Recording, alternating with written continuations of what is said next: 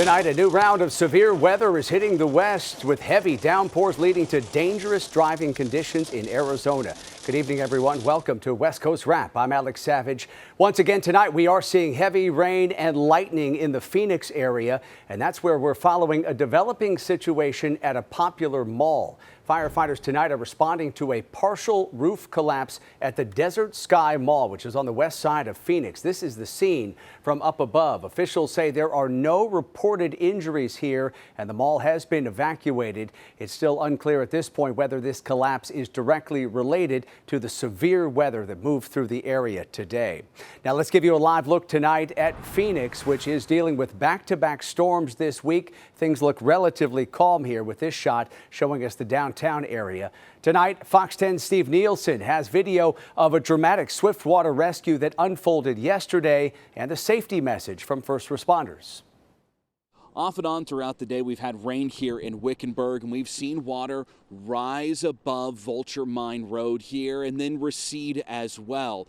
And when you see water here, it's so important to follow that advice. Turn around, don't drown. And that's what the drivers in this situation did. They turned around, but it still didn't matter.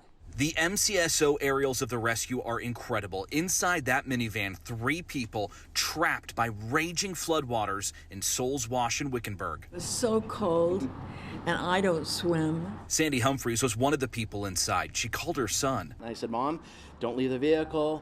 You're going to be cold. They're going to take you to the hospital, hypothermia, that kind of stuff, but you're going to be fine. It was scary, and then I was so relieved when I was back on the good old terra firma. Let's take a step back to how it started. Along Vulture Mine Road, officers had just closed it. A truck and a minivan stopped to turn around. They did everything right according to police, but it didn't matter. The water came as they tried to get to higher ground. They tried to back up.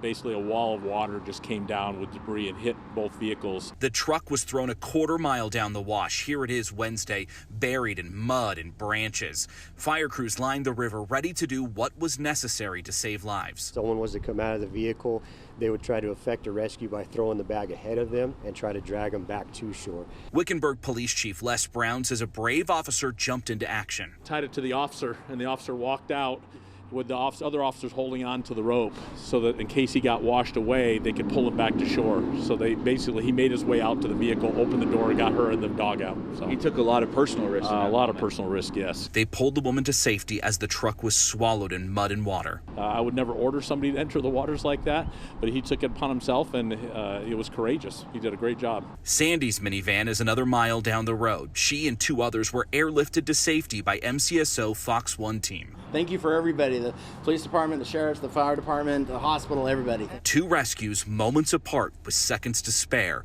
and all were saved. When it's time for me to leave, the good Lord will take me. And crews here, they're doing everything they can to ensure that this does not happen again here, especially with rain in the forecast in the days ahead. So they have blocked off this road in both directions at higher points here because you never know when those floodwaters can emerge. Steve Nielsen, Fox 10 News. All right, from Arizona, we go to Southern California, where people are also being warned about another storm moving in later tonight. This is a live look at downtown Los Angeles, where some people across the region already are seeing showers tonight. Heavier rain is expected to arrive tomorrow, and of course, that is renewing those ongoing concerns about the potential for mudslides and debris flows in those wildfire burn zones. For more, let's bring in KTVU's chief meteorologist, Mark Tamayo, who is tracking these storms. And Mark, you're going to let us know how much rainfall we expect here over the coming days. Yeah, that's right, Alex. In fact, we've been talking about multiple storms over the past week or so, really impacting portions of Southern California. You touched on the action in portions of Arizona, and these rainfall totals really impressive over the past couple of days. Of course, a lot of this happening within a short amount of time, leading to the flash flooding issues. Here's a look at the radar imagery tonight, where we have some rain showers moving into Northern California. This system wants to head towards Southern California. Maybe you could be talking about rainfall amounts between about a ½ an inch to an inch. Now, of course, the main focus right now is in Arizona. Here's some of the coverage, the rain moving from south and heading into the north, producing those thunderstorms. So here's some of the activity just over the past few hours. In fact, enough rainfall that we do have for this area of Maricopa County, a flash flood warning right now throughout into the early portion of the evening hours, and also a flood advisory indicating some flooding is basically a possibility out there with those rainfall rates picking up. Here's a wider look at the Pacific view here, as you can see the coverage. We talked about the rain moving moving into Southern California, into Arizona. And then this system draped over a good portion of the West Coast. This will produce rain up in Northern California, approaching the Bay Area. It looks like some action approaching Portland. And some rain chances could be around the Seattle area, especially for tomorrow morning. This was the scene today in Seattle, 53 degrees, as you can see some of the clouds out there. And then in San Francisco, a cloudy day, kind of a cool day in San Francisco. Temperatures in the upper 50s. And in Phoenix, still showing you those clouds out there, 66 degrees with all the clouds and the rain showers and those heavy downpours. Now here's one of the forecast models. You can see these numbers going up as we do put it into motion here. And as you can't see coming up here, it looks like this is not moving around for me, but here we go. And those numbers do go up as that system moves in from the north. You can see a place like Los Angeles, easily over a half an inch of rainfall. These are just estimates. It's pretty hard to peg down the exact rainfall totals, but we are expecting about a half an inch to maybe an inch, and maybe some significant rainfall in San Diego as that system drops in from the north. So here's the plan for tomorrow. The chance of some showers for tomorrow morning up in Seattle. San Francisco has some showers, especially for the morning hours for the Bay Area. The bulk of the action moves in overnight. Some rain picking up in Los Angeles. Still talking about the possibility of some thunderstorms out toward Phoenix. Looks like some showers out in the Denver area. So here is the forecast model. Once again, here's that next system coming on board. This could produce maybe 3 to 6 inches of snowfall in the Sierra. And then once again, those thunderstorm chances, especially for tomorrow morning out in the Phoenix area. And here's the action kind of flaring up in parts of Southern California. So they are in storm watch once again. Take a look, though, over the next 3 days. Once we get that rain cloud over with for tomorrow, looks like we'll have a drying pattern, a trend setting up into Southern California as we head into the weekend. Pretty much the same story for the Bay Area. Up in Seattle, looks like they'll just have a lot of clouds in the morning with that chance of a shower. And in Phoenix, we'll keep an eye on the sky with the chance of some showers in your Thursday forecast, and maybe some thunderstorms as well, especially for tomorrow morning. Yeah, it looks like everyone kind of getting in on the action with these latest storms. All right, Mark, thank you. An Oakland neighborhood has been left on edge after what officials say was confirmed ICE activity today.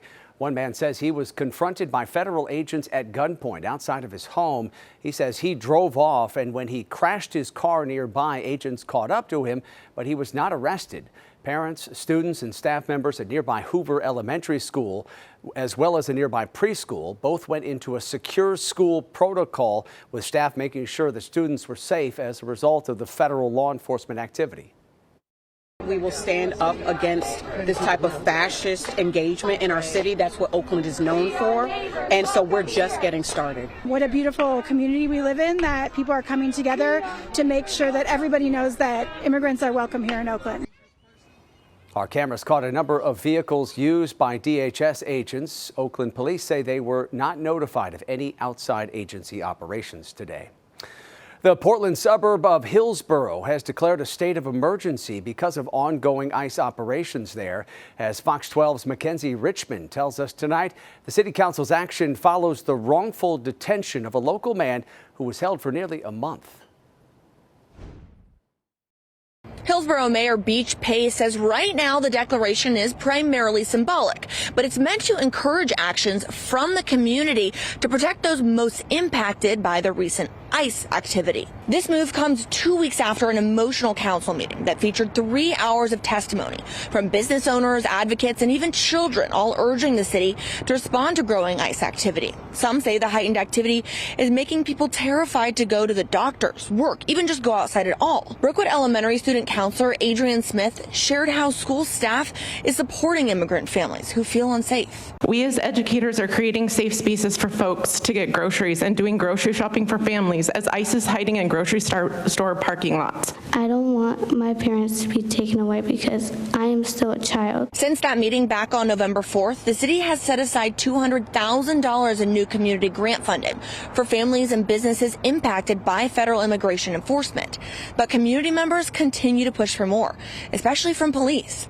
In a work session at last night's council meeting, councilors reviewed several proposals, including a civil and human rights office and a plan to track detained residents and impacted families with community partners. The mayor also updated a rule for city employees regarding filming ICE activity.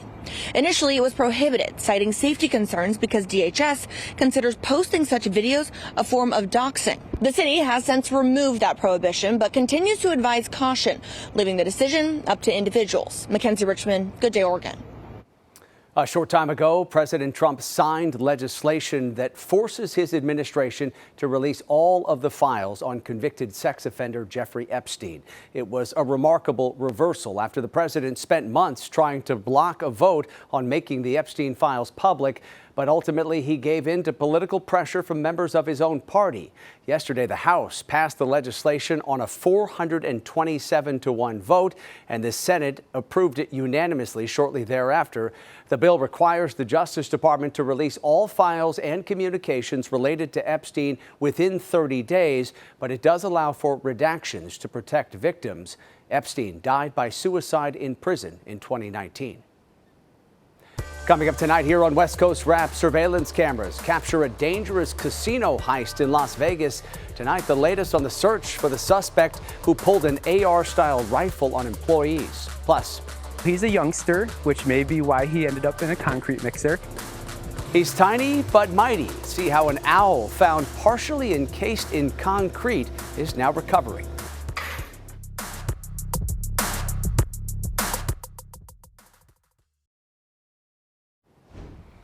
Newly released surveillance video shows a robbery suspect pulling an AR-style rifle on casino employees in Las Vegas.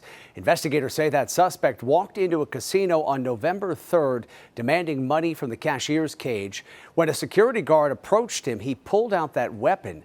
The suspect then took off after a casino employee handed over cash. Investigators are hoping that by releasing this video, it will lead to tips that will result in his arrest. A former Canadian Olympic snowboarder turned alleged drug kingpin is now facing new murder charges. Ryan Wedding is accused of routinely shipping cocaine through Southern California to Canada. His new charges are related to the killing of a federal witness in a case against him. There's a $15 million reward for information that leads to his arrest and conviction. The witness was gunned down in a restaurant in Medellin before he could testify against Wedding. Today, we're unsealing a new indictment, charging Wedding with 2 additional counts of witness tampering and intimidation, murder, money laundering, and drug trafficking. U.S. Attorney General Pam Bondi also says over the course of the investigation, more than 35 people have been indicted. Over 2,000 kilos of cocaine have been seized and numerous weapons have also been seized as well. And about $3.2 million in cryptocurrency has been recovered. Tonight, we're learning more about why investigators are reportedly viewing singer David as a suspect in the death of a teenage girl. 15-year-old Celeste Rivas Hernandez was found dead inside the trunk of a Tesla registered to the singer, whose real name is David Burke. According to TMZ, Los Angeles police are still awaiting toxicology results, but based on what they've learned so far, they consider her death a homicide and Burke a suspect. We talked earlier with TMZ's Charles Ladaboudiere about where the case stands and also about a mysterious road trip earlier this year that investigators are taking a closer look at.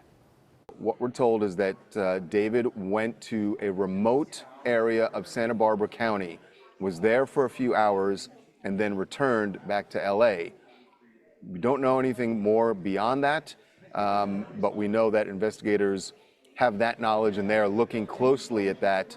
The other thing that they've learned is that the manner in which the body was dismembered leads them to believe that whoever did that didn't do it alone. Friends of David told TMZ he had a romantic relationship with Rivas Hernandez. After her body was discovered back in September, a spokesperson for the singer said that he was cooperating with the investigation. And so far, police in Los Angeles have not confirmed that David is in fact a suspect in the case. A Delta Airlines plane that made an emergency landing in Los Angeles is being examined tonight by maintenance teams at LAX. This is a live look at the airport. This is where Flight 357 from Honolulu to Salt Lake City landed safely earlier today. The pilot shut down one of the plane's engines while it was flying over the Pacific this morning. It's unclear exactly what prompted the shutdown. The plane was diverted to LAX after the flight crew declared an emergency. All 212 passengers on that plane were rebooked onto new flights to complete their trip to Salt Lake City. Delta Airlines put out a statement that says, in part, safety comes before all else. That's why the Delta flight crew followed extensive training and procedures to divert to Los Angeles, resulting in a safe landing. A TSA union representative says some agents are still waiting for back pay after working during the government shutdown. Fox 10's Kenzie Beach went to Phoenix's Sky Harbor Airport to figure out what's taking so long for those workers to get paid. Struggle with coming to work, struggling paying for childcare, struggle with food. Have you been paid yet? No comment. I honestly cannot comment on that. There's just a lot I can't say. The government shutdown ended almost a week ago, but TSA officers at Sky Harbor don't have the paychecks to show for it, and they're feeling the financial pressure more than ever. More than one officer got home and they received an eviction notice or a notice of demand to payment, or otherwise they will be evicted because they didn't get paid. They couldn't pay the rent. What's it like another Friday coming and going without a paycheck? Horrible. Stressful. Lots of tears, fear. How have you made ends meet? Loans. You get a lot of late fees. But as far as child support, yeah, that was cut off.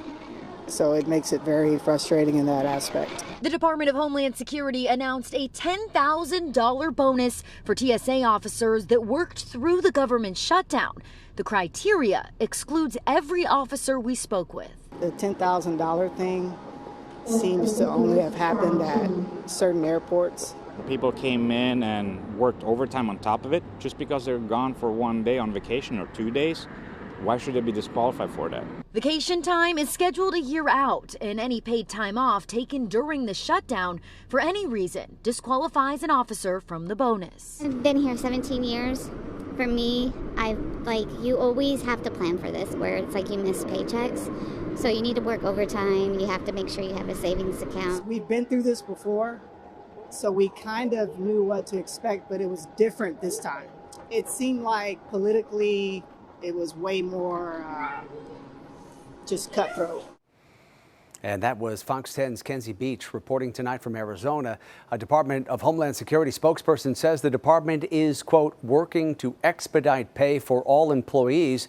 A union leader representing TSA agents at San Diego International Airport says that he expects to see paychecks going out by the end of this week. Coming up here on West Coast Wrap tonight, talk about a survival story. An owl found partially encased in concrete is proving he's a fighter. We'll show you what's being done to get him ready for a release back into the wild. Also tonight, firefighters urging people across the West to take action now to protect their homes during wildfires. Where you think a rat could chew through, fire would do a pretty good job also chewing through that. Today in Southern California, an interactive museum opened that's dedicated to the Shroud of Turin, where many believe the burial cloth of Jesus Christ once laid. The $5 million exhibit features a 360-degree projection room, replicas, and a life-size sculpture of Jesus. The 10,000 square foot museum also showcases a massive laminated visual of the shroud, which displays the faint image of a man with crucifixion-like wounds. Athonia is the word from the Gospel of John that it describes what was found in the empty tomb.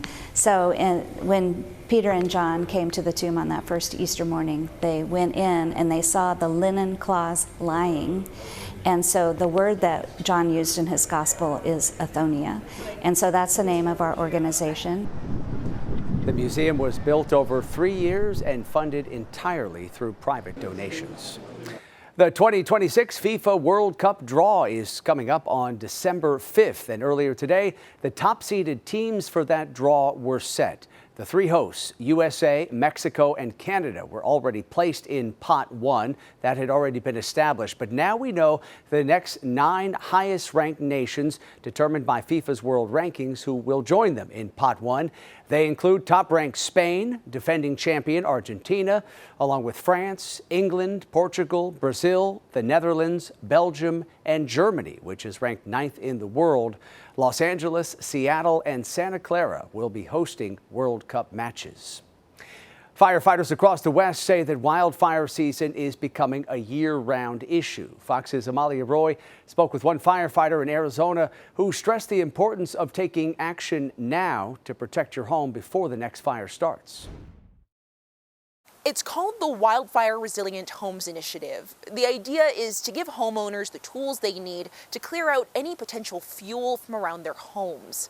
It's cold and wet right now in Flagstaff, but one firefighter told me that now is the time to make these changes before the danger's actually here.